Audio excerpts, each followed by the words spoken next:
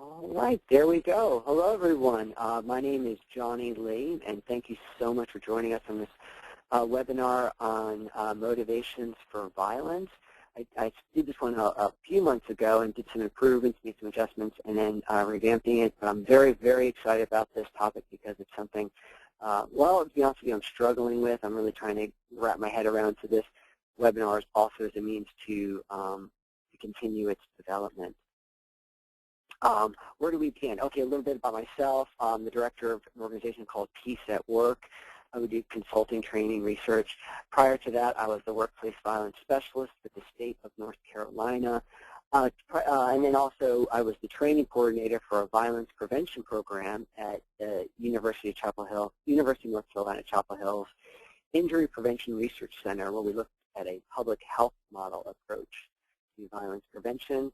And a lot of my direct real-world experience is from working with the Asheville Police Department, working with the crime scene, working in the crime scene, supporting victims. There's my number. There's my email. Contact me. Yeah, I'm pretty busy in LinkedIn and Twitter, Facebook, stuff like that, and in Google+. So I'd love to develop this dialogue. In fact, that's part of this webinar is to sort of engage that discussion. All this is being brought to you by the ePanic button. Stick around afterwards. We'll do a demo. It's a great little program, but this certainly allows me to devote some of my time to do these presentations. So stick around afterwards. It's a cool program.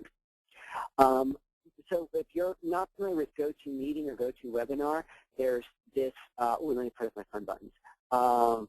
There's this little arrow thing you can see, and you can expand and retract your user interface. If you wish to speak, I have everyone muted just for, keep the audio quality better. But if you raised your hand, I could unmute you if you wish to speak. However, with any questions, please pop them into this questions tab. If you expand that little button, you'll be able to ask me a question. I will do my best to respond to your questions, but please go ahead and fill that out. I'm asking for feedback, and at some point I might do some interaction, and you could use the questions feature to do that. So, if you do want to speak, naturally you have to have called in on your phone, or you need a microphone for your computer, naturally. Okay. All right, let's get into it, because I'm really excited. I've got a lot to talk about. What I want to do is talk about the concept of justice as a motivation for violence. In addition, I will also talk about that value of justice within our culture. And excuse me, I know I might have some folks from north of the border, south of the border, over the pond, but in particular I'm talking about the United States cultural issues. I will, one concept that I'm pretty interested in is called post-traumatic embitterment disorder, and I'll make an attempt to give an introduction to that idea. And then the real point is, especially for us workplace violence specialists out there, security folks, what can we do about it? So what, Johnny? How would you possibly use this for looking at warning signs, and more importantly, for interventions, what we could do to stop a pending attack if we look at this concept of justice as a motivating force. Okay, a couple of disclaimers, of course. All right, I said this earlier, I'm working on this. I'm not 100% locked down on how to verbalize it or what the issues are, so I'm very much would very much welcome any sort of dialogue and research. If you have a book that you can suggest, an article to read, I'd welcome that as well. And then, sorry, as I kind of ramble on to my stream of consciousness talking, I might slip into some political comments or a comment about current events, and I'm sorry, I'm not trying to be controversial. It's just I'm trying to wrap my head around this issue. The second thing, of course, is I have not discovered the answer to violence prevention. It's all part of a larger picture, but I'm sure I certainly recognize that it's a very complex issue, many facets. I'm just sort of honing in on one issue that perhaps we could utilize, but I recognize the complexity. Second, while I'll be introducing the concept of post-traumatic stress embitterment disorder, I'm not a psychologist, psychiatrist, counselor, finished half a master's in counseling once, but I'm not qualified really to say that I'm training you on this. I just hope to introduce it, and then you go from there to take it on from there. Finally, as I said, I'm developing some of these points, and I might be making some judgments here, especially when we talk about the cultural references within the United States. I welcome dialogue. I hope I don't offend you, and hopefully maybe I got to make sure I'm as clear as possible so you get my point. So I don't think, well, maybe it may be offensive and you do understand me, but let's have that dialogue. Let's have that discussion to find out what the truth might be, if that could be even ascertained. All right, what's the point? The idea, of course, is how we can practically use some of these concepts if you work with human resources, or if you do security, if you do threat assessment or law enforcement, how we could use this. I'm really addressing a specific aspect, looking at motivation, looking at how we individually work with them. Of course, there's much bigger discussions around security, around threat assessment, around capability, around all those other parts that are just as vital. I'm just honing in on one aspect. The two things that I certainly hope that might be valuable or useful, practical, is how we could utilize this concept of justice while we're doing threat assessments. So some folks continually do them. Maybe you're in human resources and you work with a lot of folks. But what stands out? What might be some quote-unquote red flags that we may need to be aware of that might be indicating that they could be capable of some intense violence? And then certainly the TA refers to threat assessment. I just shortened, I give initials for that. Now, once it's been identified and you feel like justice is a motivating factor, then how can we utilize that to sort of change their mind, looking at the carrot and stick approach for behavior modification? You know, what is it that they're seeking, that carrot that we could dangle before them to lead them to a nonviolent alternative? All right, boom. Why? Okay, that's what asked me when I was responding to crime scenes, when I was, you know, cleaning up crime scenes, when I was talking to mothers, when I wasn't in the funeral, speaking at funerals. I'm going to a victims vigil tonight in Cary. If anyone's in the Raleigh area, in Cary at 6 o'clock tonight, there's the victims vigil at a church. You're welcome to join me. Hey, let's have some interaction here. If you go to your questions tab, expand that out, and just I'll read them out loud. I won't say who stated them. I'll keep that private. But what would bring you to kill? When I've done this presentation in live, like in an auditorium or at a workshop, I throw it out there. Okay, why would you kill someone? You know, what would bring it to you? Is it ever justified? If you put in your comments in the questions area, I promise I will not reveal any names, but go ahead and put in there if you'd like. Using that questions tab, type in something, shoot it over to me, and I can read that out. Some of you all are working on that. I'll just move on as they show up. I'll read them. But I don't think I got anything yet. Nothing in my chat either. Okay. Let's talk about some immediate reasons. Oh, by the way, so like I'm like this workplace violence expert and all, and it's fun to say that in a cocktail party. And you know, my neighbors, relatives, friends talk to me about some shooting, like the Chardon school shooting, or you know, the Seal Beach massacre in the salon. Like, you know, why do people do this? And you know, someone comes up and goes, you know, they must be crazy. And I'm not going to show this skit because it's pretty. There's a lot of foul language with our very funny man, Chris Rock here. Chris Rock has a great skit about the Columbine shootings, and I don't think he's making fun of it at all, of the tragedies, but you know, his approach is, you know, with these kids, why do they do it? And he goes, hey, they're just crazy. And I guess what I'm saying is I think it's a dismissive approach. Maybe he's a comedian trying to tell a joke, but many people do have this have these beliefs.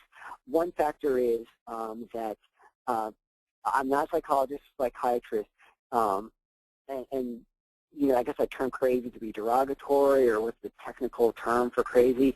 You can look at psychotic conditions, whereas maybe you believe that there's reptilian aliens controlling our population and our politicians, kind of like that great movie They Live. You know, we need to shoot these aliens because they're going to dominate our Earth. We could certainly look at that and say that this person has some mental health issues, but you know, can we say Hitler was crazy? Can we say Mao Zedong was crazy? Was Stalin crazy? Someone suffering from psychosis. Someone made a comment here. Someone suffering from psychosis could come to kill others with no motive. Sure, that's maybe where I'm going with this. And there may be this issue that again, I'm not a psychologist or a counselor, but it's some chronic, deep pathological level that there could be this insanity that I'm leaning more to the psychotic side of it. Their world is different. Their world is orange skies. I'll tell you, from reading hundreds, no, thousands of cases of talking to people who committed murder, and they're not. It's not this situation. It's 1 in 100. I don't know what, but this is not the case where I believe that they are crazy. Let's look at another one that I get. They're evil. Okay, and in one case, let me look at one situation. If anyone's familiar with Richard Ramirez, it was a serial killer in California, a horrible, horrible person. And in his motives, in his dialogue, in his testimony, he really talked about knowing that it was evil, getting off that it was evil. This is not the case, I don't believe, with so many of the workplace shootings, the school shootings, and these massacres that occur. I do not think that they consider themselves to be Skeletor or, the spawn of Satan carrying out, Lucifer's grand schemes. What might be a little bit closer to home, which, hey, why don't my thing go? There we go. I don't have to put a name with that guy. We can sort of say this is maybe a current day icon of evil. But if any geeks are out there, if you're familiar with the story of Anakin Skywalker and why he led to the dark side, actually I think this leads to a better understanding about his need for order, his belief that power could actually help.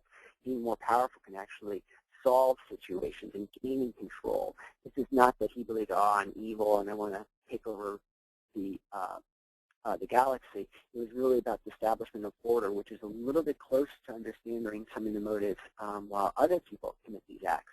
But please understand, saying they're crazy or they're evil is, I believe that it's really dismissive, that we're writing them off and we're not really getting this understanding. Where I'm really struggling with this, and to be very honest, if I believe that I could somehow really make a difference or do anything with my life, I really had to start with myself and saying, okay, why did they kill? Let me ask myself that. Why would I kill? Why do we kill? And getting to that point, not saying that I'm crazy, not saying that I'm evil, but what is it that makes that value there? The question is it ever justified? We didn't have too many responses there about why you think you would ever kill another person. I'll put it out there, and it comes out there when I speak in public. This is the #1 response. Let me see if there's any more responses. Nope, okay.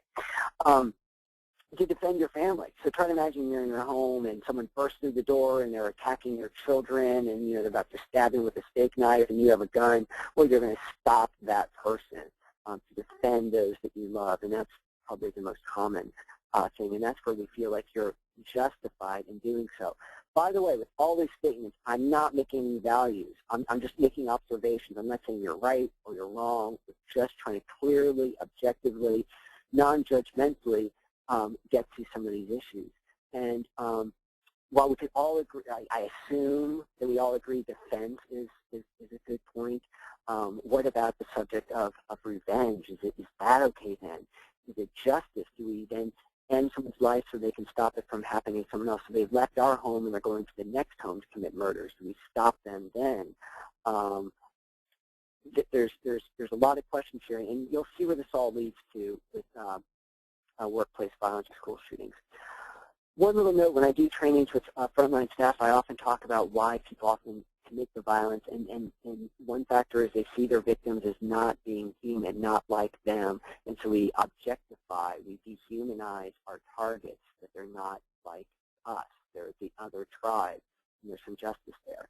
Another factor that comes into play is they feel very much compelled to, that either they're sort of the desperate aggressors who feel like that they're into the rope, or that they also have the sense of that it needs to get done. And you hear these phrases, this sort of terminology being put out there, which is also a warning sign, by the way. This has to be done. I don't have a choice. I don't have any options. There's nothing left to do. These certainly are warning signs where they're looking at that final resort. And then finally, I've been talking about this for years, but I just want to mention that people feel justified in committing the violence. We all know from kindergarten, don't hit, your neighbor. Don't hit Sally, your sister. But in some places, we're taught, yes, it is justified, and then we need to step forward to take care of things. Now, just to step forward, when we say that workplace violence is never okay, we need to stop it. Let me just point to one case that, again, we don't know the full story, and I'm just putting this as a hypothetical. Here we have a real case, but I'm making some assumptions here. A woman believes that her former boyfriend inappropriately touched, molested her daughter. The daughter's denied this, saying it never happened. Now, the reality is no one in this webinar knows, unless you actually do know.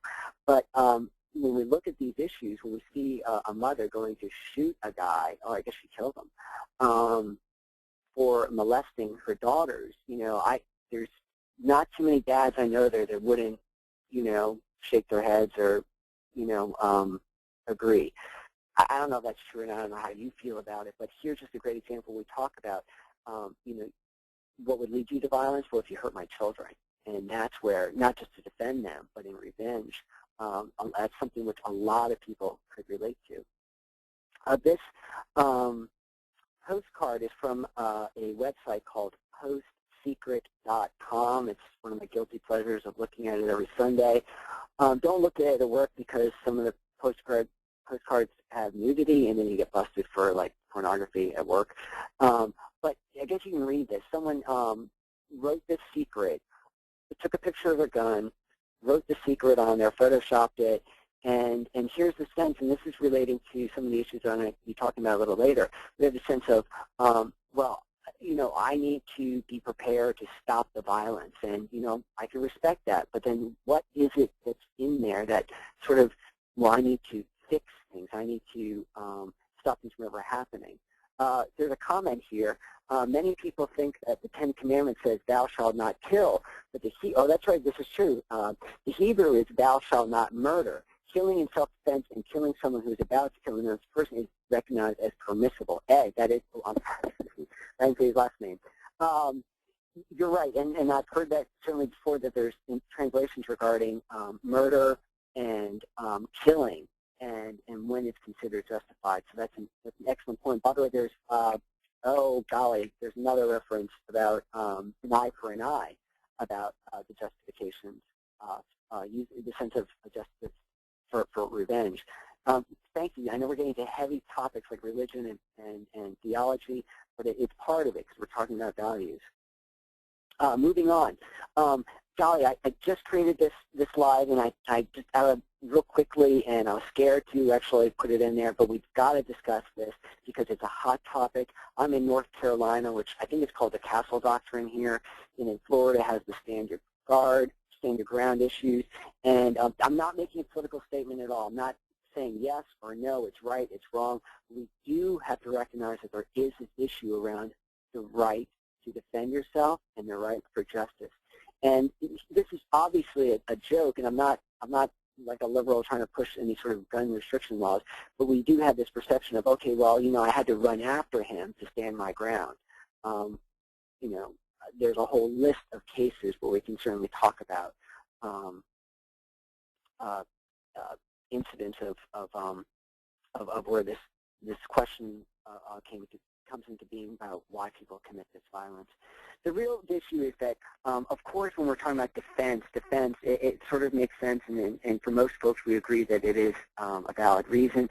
The question is around justice and revenge, like after the incident, and we're trying to rectify things. You don't go into the workplace and shoot your boss to get your job back. It's not like they're going to say, sorry, okay, you're hired again. It's fixing things. But then, what is being fixed? And I guess we need to all sit around a campfire and spend all night talking about where does revenge come into the sense of justice. It's a pretty heavy topic. Oh, shoot, someone once said to me that there was a distinction, and I couldn't remember what they said. But it is a really important part about the sense of justice being, setting the message out to others saying, hey, this is not allowed, and it's a preventative measure, or how much of it is truly punitive because you've hurt me, I must now hurt you. You must feel that same pain. That's an important part. While we're talking about justice and revenge, and just to mollify, some people might be getting upset, please understand I'm not talking about do I think justice is right or revenge is right. We're really talking, the point is, regarding the potential offenders, the workplace shooters, who feel like they are, it's their perception of justice. Now, this is where the mental health situation comes into play, and maybe more of a neurotic perception, like people are pathologically narcissistic or antisocial behaviors. When we look at individuals who feel like they've been harmed and they need to fix it, let's say, quote unquote, a normal person would say, well, just go over it, blow over it, I'll ignore it. But someone who has poor coping skills, someone who's got, a higher ego need, they may feel the need to commit that act. I mean, let's just talk about something we've all experienced. We're all driving, someone was obnoxious, maybe you weren't looking at something, fiddling with the radio, and you almost cut someone off, and they flip you off, like they flip you the bird. Now, hopefully most of us could all be like, nah, whatever, blow over, let it go. Others would take such a personal insult where I have to justify this. I cannot allow this insult to occur to me. My concept of justice must be to go and punish you. That's where the person drives after Rome, chases them down, and it gets in a fight or shoots them. The question is whether that's just or not. That's all our perception, but it is this issue that they certainly feel they're just in doing these things. Now, going back to our Psychology 101 classes, whenever we're talking about motivations, one issue we can certainly look at is Maslow's hierarchy of needs. Why do we do anything? And one famous theorist came up with this pyramid, and at the bottom, obviously, the basis of many of our actions are based on physiological needs. When we can talk about safety, food, water. If we're all on a desert island together and there's one can of ravioli left, would be fighting each other, kind of like the Hunger Games. We're all at to fight for that last can of ravioli. In that sense, is it a need to, or justice to commit the acts of violence?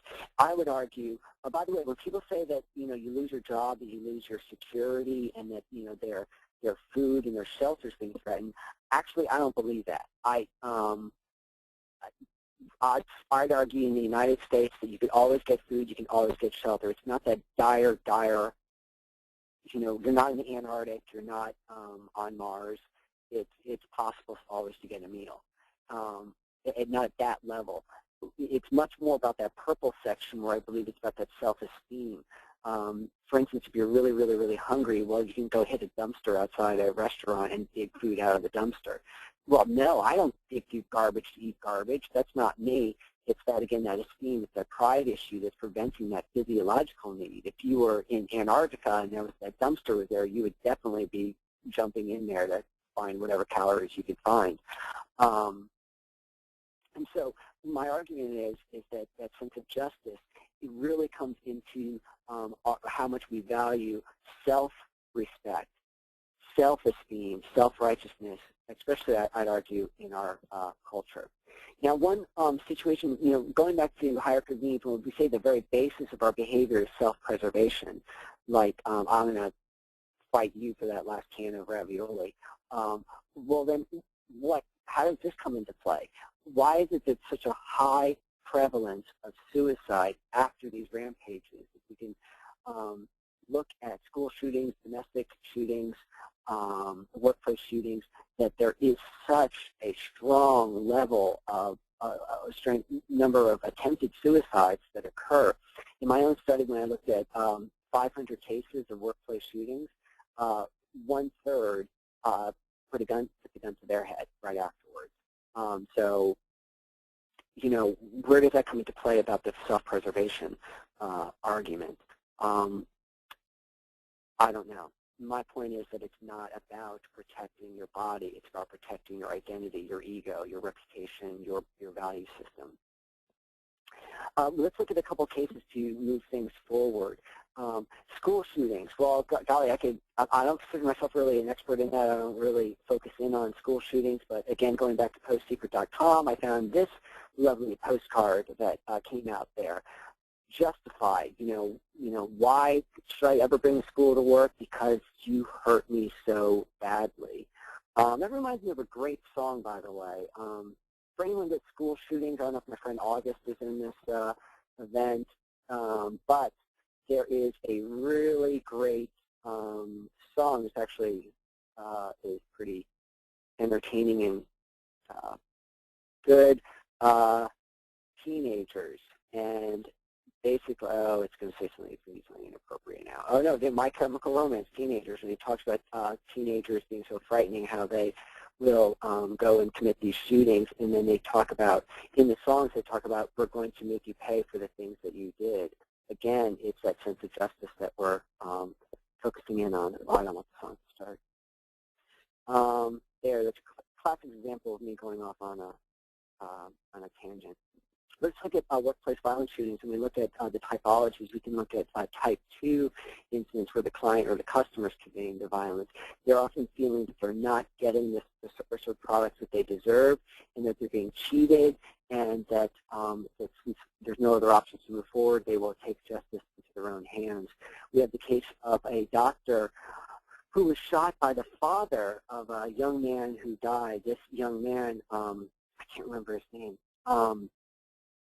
It's just, you know, in my hometown. And the young man had severe medical conditions, long life health problems, and you know, in and out of hospitals. Finally, the young man dies. The father finally, you know, comes in there and is confronting the doctor, and the doctor just doesn't know what to say. You know, finally, the doctor states, "Sir, I'm sorry. I think it was just his time to go." Well, that was absolutely not acceptable to John Beavers. He pulls the handgun out behind his waistband and shoots the man in his chest. That's certainly a life and death situation.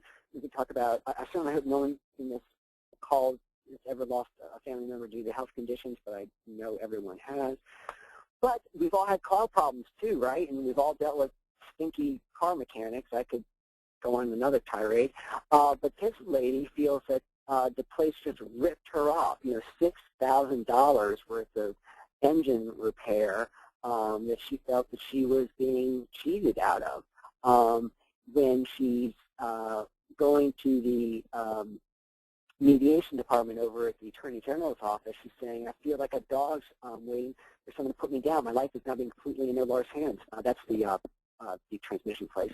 Actions have a horrific effect on me financially and otherwise. Again, she goes, tries to seek justice with the highest authority in her state. She's not getting what she hears. She continues the violence on her own. When we think of typical coworker violence, we can look at the type 3 coworkers, ex-employee, you know, workplace violence. We see someone who's feeling they're being treated unfairly, being verbally abused. This is where we sort of hear that myth.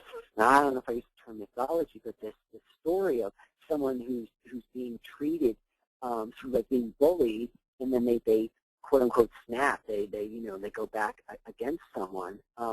No, I'm not saying that people just snap. I know that's a myth out there.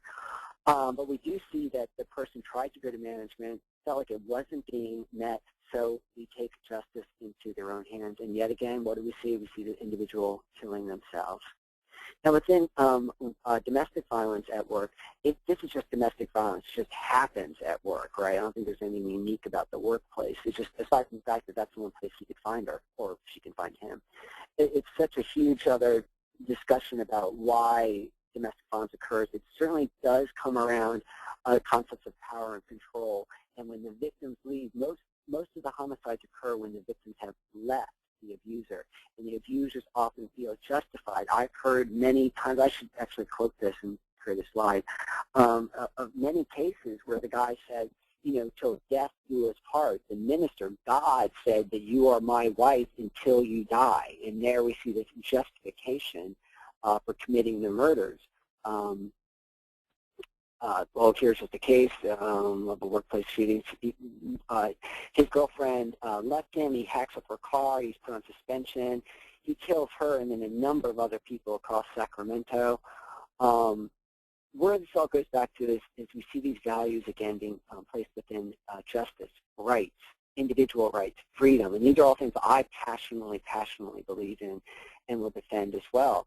But when do you feel that you're justified in committing violence against another person, if you feel like this is truly being addressed? It's a good question. With all this gets culminated, one note that really stands out for me, there's a great movie, Falling Down, with Michael Douglas, and he plays this great, I believe, an archetypal character of some of the folks who I believe commit these rampages. He's not the criminal. He's not this Charles Manson sort of psychopath, but someone who feels very strongly about his passions. And I could show you clip after clip that's really highlighting the sense of his values, what he believes America is all about, is being destroyed, and he's just sick of it, and he's going to rectify it with a gun. All of this relates to, I find all these terms coming up in this concept called post-traumatic embitterment disorder, and it was developed by a German psychiatrist named Michael Linden.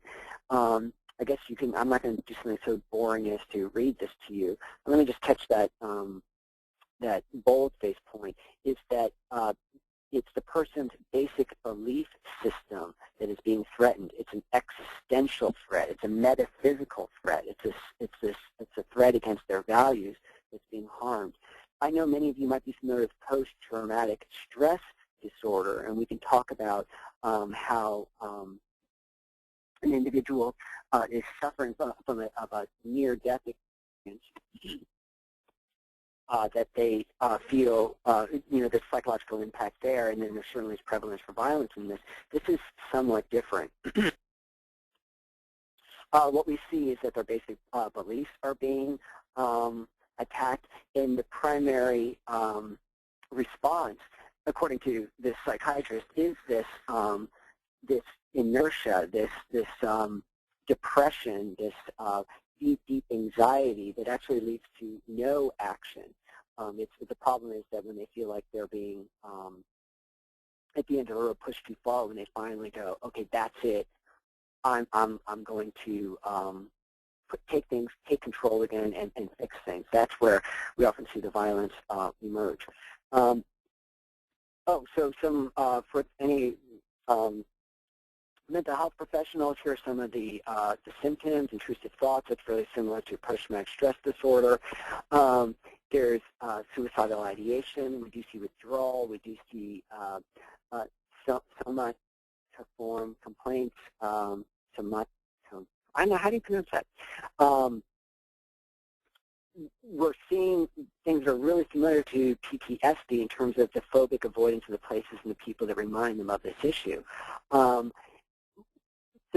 perhaps as a warning sign, individuals who are in this disabled state of mind becomes the problem. Becomes as a warning sign. The question is, again, when they finally decide to take action into their own hands. One thing that's noted about this is that it is very difficult to treat. Some of the points that resist this treatment is regarding it comes down to the basic values. It's not that they believe that there's something wrong with them, but there's something wrong with the world. So you cannot treat someone who feels like the problem is all out there.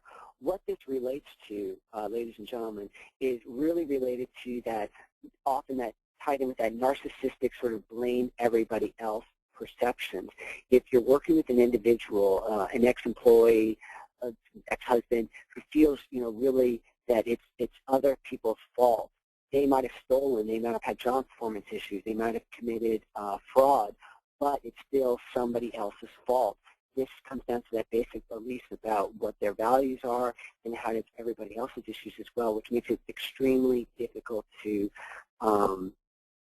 to treat. Now, that's in the therapeutic setting.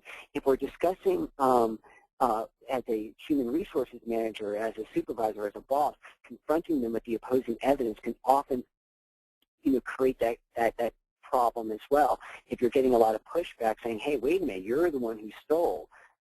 There's a great case in Connecticut with the man who stole beer from the beer distributor. This was just about a couple of years ago. And then when finally confronted with the evidence, the video, here's video of you stealing, taking the beer out of the truck and putting it in your trunk. He decides to go, he takes it, says he's getting a glass of water, goes, gets his guns, comes back and shoots everyone. Again, it's that value of, even when their values, when they're being proven that maybe they're in the wrong, that they still push back against that. Again, we see a mismatch between the basic beliefs and a critical event. This is a chart that I found that I thought really helped me think about how we're working with individuals. I guess I need I need my little doohickey. So let me go like this. Sorry about this, folks. All right. On the top part, what we're seeing is everything above the top part of the circle is an internal locus of control. That means those who really focus in on personal ability to fix things. Like, it's my fault and it's my chance to fix things because I am in control. Everything that goes on around my world, I have influence on. And you can imagine this is an axis. So we have people who sort of feel that way, and then we have, like, pathological views that kind of magical thinking of children. Children believe that everything happens because of what they do and believe. On the opposite side of that is the external locus of control, where we believe it's everyone else's fault. They don't really see their own role in things. So when you get in a car accident, no matter what, it's always the other guy's fault, even though you were drinking, had your eyes shut, and were texting someone. On the horizontal axis, we see a pessimistic view and an optimistic view. Now, I think I don't need to define that for you all. What we do is we see a stress, an inconsistency, and anxiety. There is that stressful event. Unlike PTSD, where we have like a life-threatening event, like almost being shot or blown up, this might be being dumped, being fired, not making a promotion, not being accepted to a school, continual pressures of people laughing at you, perceive that people are making fun of you, these stresses. If you have an internal locus of control, believing that you've got some responsibility there, you could go into depression. If you're pessimistic, meaning I suck, no one likes me, I deserve this, where are we heading? At the extreme sense, suicide. On the positive side, believing that we do have influence control, what we say is, well, maybe I could, change it. I could be funny, or I could, make some other friends, or I believe that I am a good person. I'm going to find folks that do value me, and it's more of an optimistic view. I guess you could, see where this is where everyone is supposed to go if you're, like, all healthy and self-actualized. Of course, when we see that there's this pathological view that it's everyone else's fault, there's two sides, pessimistic and optimistic. On a pessimistic sort of view, and let me go with the optimistic. But the optimistic point of view, it's everyone's fault, but you know what? It could be fixed. I'm okay. I don't recognize my fault in this. It's everyone else's fault, but it can be addressed, and what I can do is I can fix things. And this is certainly where we see violence coming into play. And then we see folks who are have very poor empathy, people who believe that they are right. Think about any sort of revolutionary leader. Oh, all right, I'll stop making any political comments. But there's folks who believe that we could fix things through violence, and that is well indoctrinated into our culture. This is where the final thing I want to say is when if you believe it's outside of our control, it's everyone else's fault, and I don't feel good about it, what we see is the embitterment. It's that helplessness where most people kind of like, and you all know people like this, they kind of like feel grumpy and bitter. You're talking about the angry old man, but I think that there might be a tripping point. There might be this issue where finally they might be witnessing, hey, maybe there is a hope. What I can do is I can fix things by hopping over, and I think at a certain point there's a chance instead of killing themselves, they're going to take out someone else.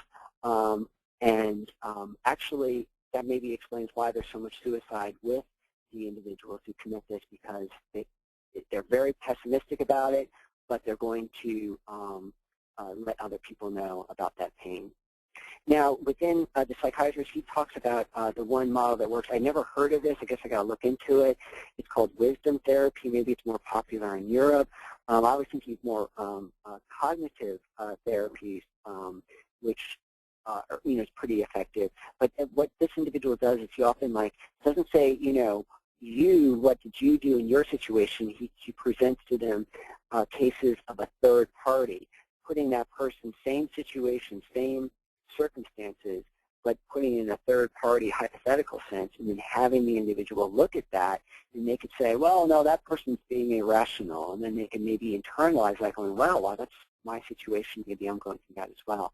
This perhaps could be a method used when we're doing interventions with an individual, instead of directly confronting them about their negative behavior because they do not see that they're wrong. You could give them a hypothetical situation, and then they could possibly be making that leap over to seeing their own attitudes and beliefs in a similar situation. Boy, I'd love to talk to some mental health folks about that. If you want to know more about this subject, certainly you can keep doing some research on your own. You can look up the man Michael Linden and the subject of embitterment. I will say that I did find half of the book on Google Books, and you could sure read that, and I found it very, very interesting. Okay, moving on. Now I'm going to really tick you all off. The question is, why is it so common in America? One thing, when we've certainly looked at other cases where we see these mass shootings that occur in other countries, I could find these phrases that they say it's the Americanization of these people. So there's the mall shooting in Finland a few years ago, and the witnesses, the people involved, were saying, well, it's because of this American culture. In other shootings that occurred in Switzerland, a bank teller shot his boss, and the witness there says, I can't believe it happened. This isn't America, which is really insulting. But the question is, okay, what about, is that fair? I don't know, and I've got to do some more research in this, and I need to love to find a sociologist in this area. Oh, hey, there's a comment. And so we see Yumi Works, sociopath. Oh, there was a comment. If we can't improve those who hurt others, we can do better at recognizing who they are. And a very readable site is, I'm not sure if, I can't cut and paste this, but there's a wonderful site called YumiWorks.com Sociopath. So let's do that. I love to learn new things.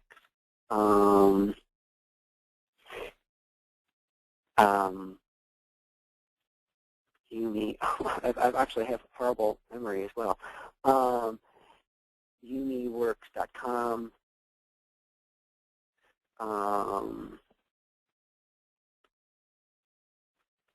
Sociopaths. I bet that'll, Google Chrome will probably pull that up. Thank you so much. But that's, and the point is that we can't change individuals. What we can certainly do is help recognize them, and that's the whole point of what I'm trying to get accomplished here. Hopefully this is going to, I think it's coming through. Oh my goodness, maybe I have to add in the HTML. The Chrome should pick that up. I will have to keep looking for this. All apologies. YumiWorks.com. Sociopath. Oh, HTML. I really not. I don't get it because I left a little L out. There we go. So excuse me. So everyone, if you could also look up YumiWorks.com/sociopath.html. You will come to this site, and great. So thank you so much. I sure will read this some more, and I think that's an excellent point about sociopaths. One thing I learned talking with psychologists was they talked about, antisocial behavior. Sometimes when people say you're antisocial, you got the guy who, kind of hangs out by himself and sits in the corner just not talking to anyone. Actually, that could be a very social thing where they're allowing people to party, talk, and communicate freely. To my knowledge, again, I'm not a psychologist, but antisocial behaviors when you're disrupting a social gathering, when you're interfering, when you're causing some interference, causing some pain, anxiety, you're a negative influence on the party, then that's where we can talk about the antisocial aspect. And I don't mean just like in a party. I mean any group of individuals in a workplace, in school. Those who hang out by themselves who are introverted, it's not antisocial. Antisocial is when you're actually when the person's breaking down that social glue, that interaction. So thank you all. I'm certainly have to review that after the presentation. The thing I want to go back to is a lot of people say we've got problems. I've done some work in Canada, and they all point to our gun laws, and I don't think that's it. Now, certainly we can see that Colombia has horrible homicide rates, but I would certainly argue that many of those are related to what was before, which is older stats, by the way, related to the drug wars. And then when we're talking about war, it's a separate issue, but when we talk about individuals who on their own go out and commit these rampage shootings, what is happening there? Clearly, the United States has a pretty high prevalence there.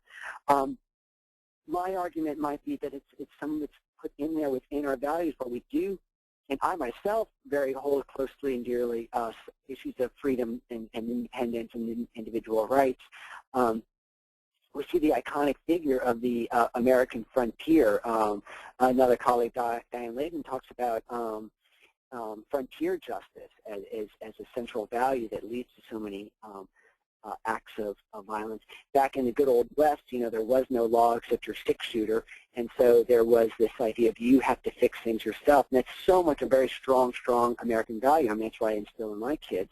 If you want to do something, make it happen. You take care of it, and don't rely on others. And I think that's a very strong value, which is really different from other cultures where I've had the grace to live in Europe and in Asia, and other cultures that have a much more sense of, well, go along with the flow. Your rights do not override others. In Japan, which argue, by the way, sorry, I know I'm talking a mile a minute, but Japanese culture can be a very violent culture. And what I mean by that is, if you look at their manga, their anime, their videos, their entertainment, oh my goodness, it blows away what happens. What happens in the United States. But they have much lower homicide rates, and you can argue the gun law situations. But they have a phrase in Japan that says the protruding nail will be hammered down. Don't make waves. There's this whole sense of the rest of the crowd saying that this is the way things should be, and you might be wrong. So just don't cause waves. Well, this is the land of Oprah, right? If you're being wrong, make a stink. We believe in taking care of things. If something's wrong, you have the right to get out there. One thing, and this is hopefully entertaining and all, but it just really speaks to the issue of violence. Here is a BBC interview a few years ago with a truck driver, a truck dealer, and it's somewhat in tongue-in-cheek. I think the guy is ribbing and making fun of the limey, but we've got, and I meant that as a joke. I have no offense to anyone who's British, but I think that he's trying to cause a stir and offend the person in general. Well, here, this is my point. Selling cars in the current economic climate, it's even more difficult to sell trucks. So a truck dealer in the U.S. state of Missouri has come up.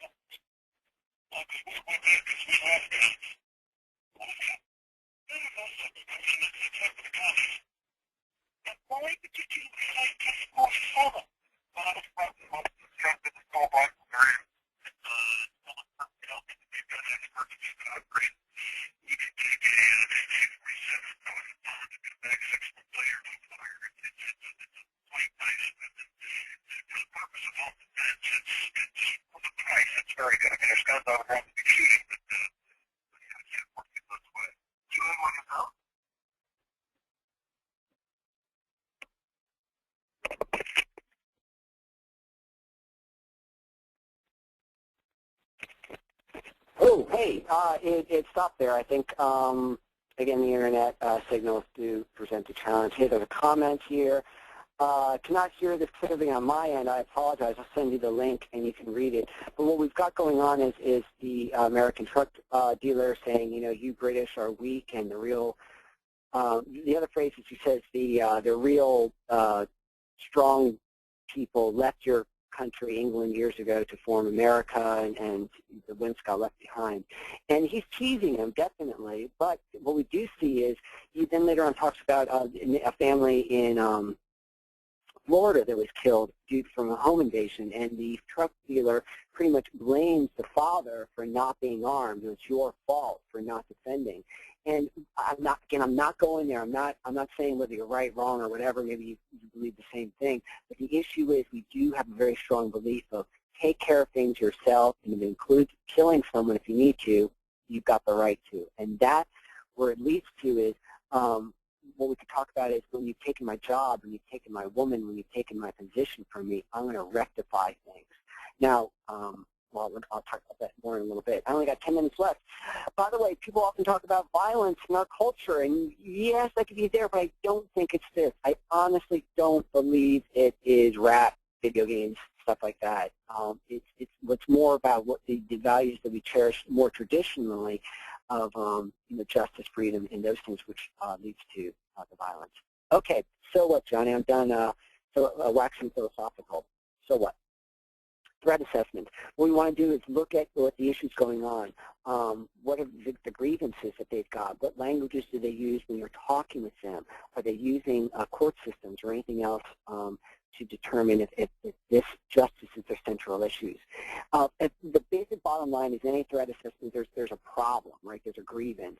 My girlfriend left me. I got fired. I'm being teased. You stole my pallet jack. That there's some grievance that feels like it's not the issue in itself. It's not that they lost the job or didn't get the promotion, didn't get the higher pay. It's about the slight to their integrity that's the issue. It's about it's unfair. It's not that what you did really hurt me. It's the fact that you won't admit that you were wrong. I've heard so many times people say in court cases, in civil court cases, I don't care about winning the court case. I don't care about the money. I just want you to apologize. It's that recognition that that they were right. And and again, I believe in many of this. The question is, when do we come into play when are you justified to use violence? And that's the challenge. When we talk about threat assessments, we can certainly come up with ideas of this individual feeling like he was, this is a well-known case in Missouri, the individual believed that there was discrimination, that many of the African-American employees were being promoted and got positions, better positions due to their skin color, and he felt that was not right, and he did some really offensive racist things. He was ordered to do diversity training. He went to EAP and then was sent for psychological evaluations, and then on the day when he's supposed to get some diversity trainings, he comes back with a firearm and kills people. That's very specific when there's a grievance about, you're making me go to a diversity workshop when there's all this baloney's going on. I imagine that's sort of his reasoning and thinking when we look at this case, and it's very specific to a specific problem that he occurred. What I see very often is that when there's a global grievance, when they've got a problem with a culture like, the popular kids or the world in general, this is much harder to anticipate. And sometimes we see the violence being broadly being conducted against, entire areas, against large groups of people, or randomly even. And this is a harder thing, of course, to anticipate and to prevent, I would say. When I'm doing a threat assessment, then I would be looking at certain language that leads to those things around, we saw with post-traumatic embitterment disorder about the accusations, the external locus of control, and the other pessimistic statements. What we're looking at is the sense of justice, the sense of unfairness that they're trying to fix. These are certain things we need to be aware of.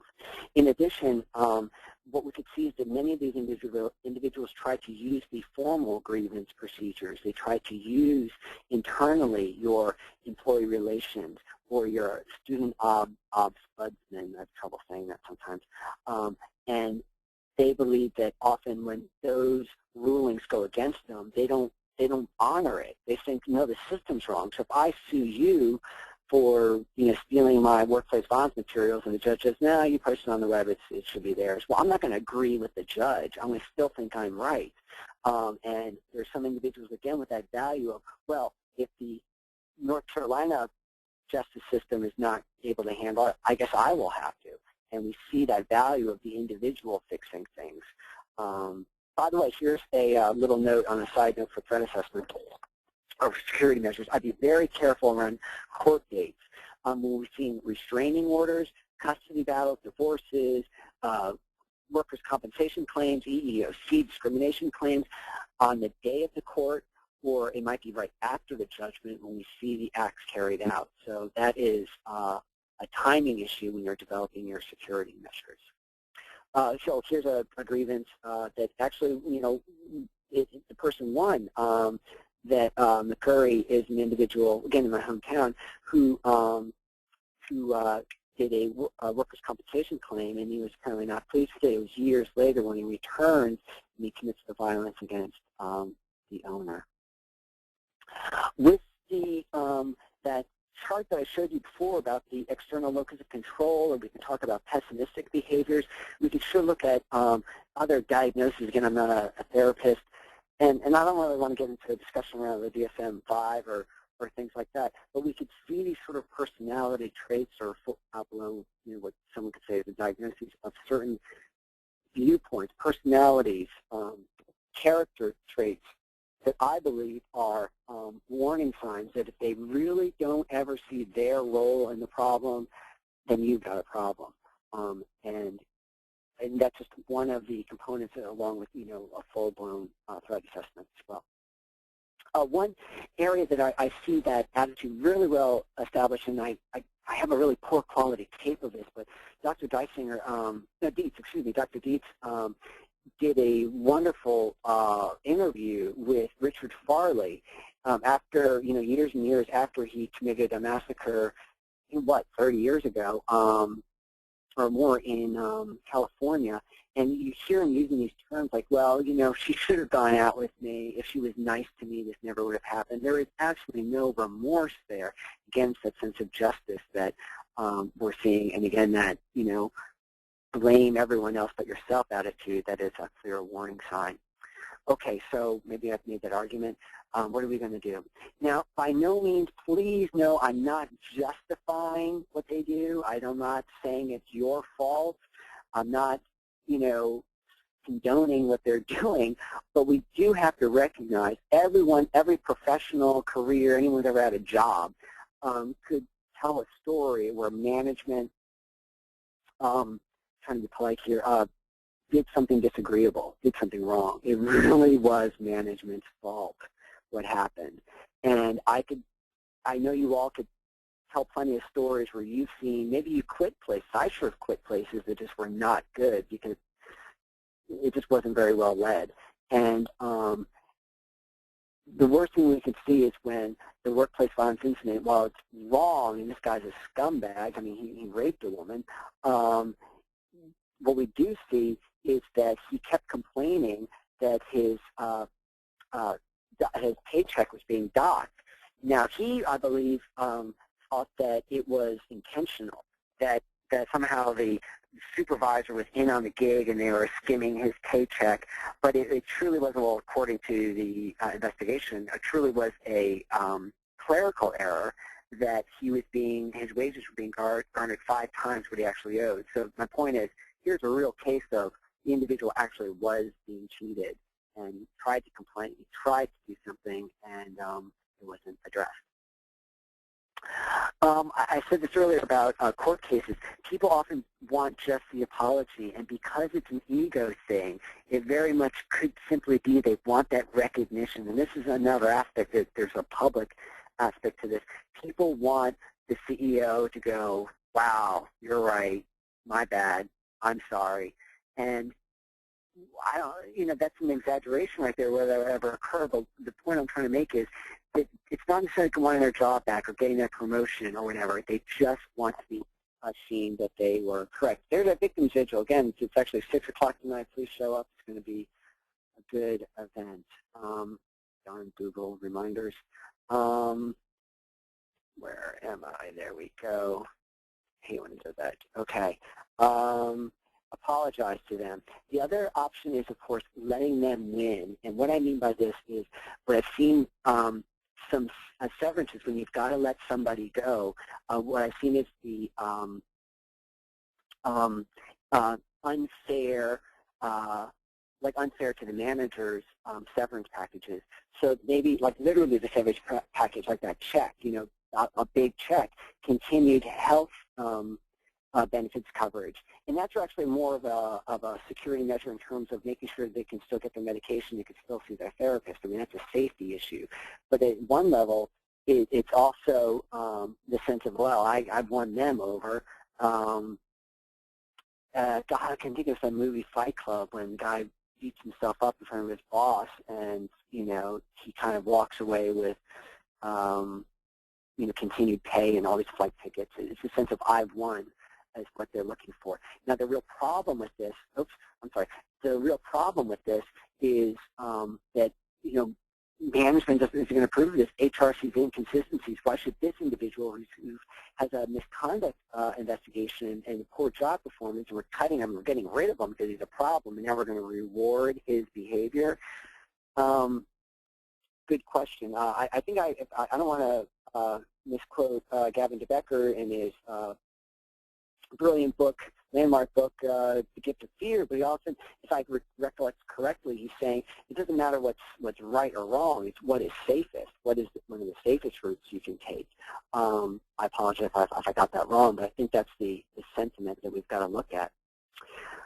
Well, I'm wrapping stuff up now. It's about 3 o'clock, but this is much bigger on a philosophical, theological level.